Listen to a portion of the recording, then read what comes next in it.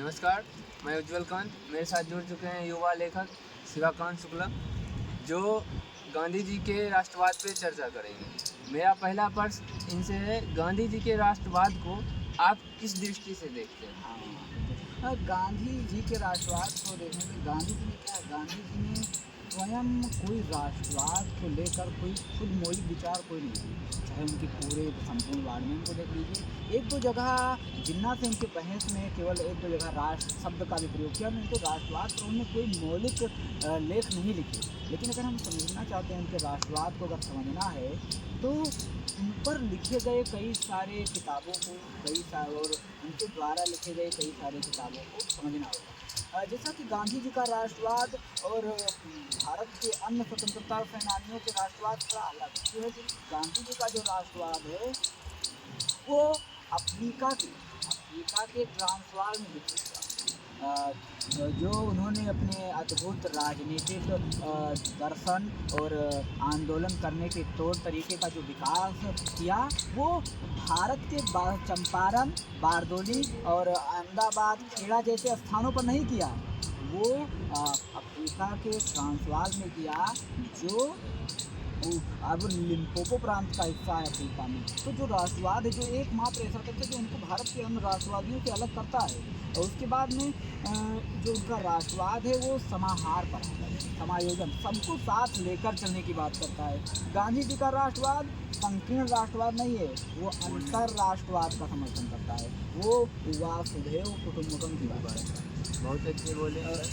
अब हमारा अगला प्रश्न है, गांधी जी का राष्ट्रवाद स्वतंत्रता आंदोलन में किस तरह से भूमिका निभाता है? गांधी जी का जो राष्ट्रवाद है, यही राष्ट्रवाद गांधी जी सबसे जब भारत आए तो इस बात को बड़ी बात जानते थे कि ये जो आंदोलन है, ये जो आंदोलन, छोटे छोटे आंदोलन हो रहे हैं, ये इनका भविष्य बहुत लंबा नहीं है।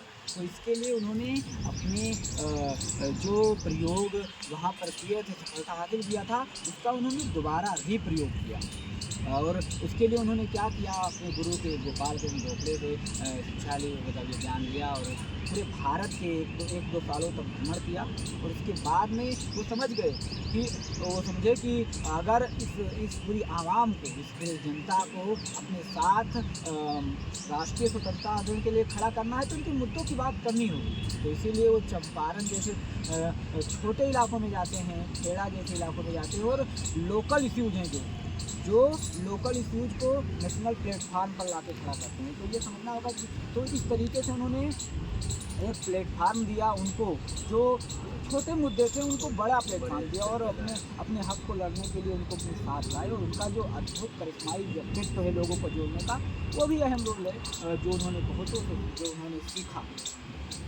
उसके बाद में बात करें कि मतलब जो इनका राष्ट्रवाद है और इन्होंने कैसे जन आंदोलन में बदल दिया, इसके लिए उन्होंने जन आंदोलनों में कैसे बदल दिया। जन आंदोलनों में बदलने का जो मतलब ये है कि ये जानते थे कि जो हमारे आंदोलन में लोग भाग लेंगे ये कौन होंगे, ये किसान होंगे, निम्न मध्यम वर्गीय लोग हैं। और अगर ये हमेशा, अगर मैंने कोई आंदोलन छेड़ा महीनों तक, अगर ये मेरे साथ रहे तो इनकी जीविका कैसे चलेगी। तो इन्होंने क्या किया, मतलब बीच बीच में विराम की नीति अपनाई। कुछ आंदोलन शुरू करते थे, बीच बीच में विराम, ताकि वो अपनी जीविका के सोर्स इकट्ठा करें। और फिर ऐसा करते करते इसीलिए उन्होंने बहुत, इनका जो आंदोलन हुआ बीच बीच में ब्रेक लेते हैं।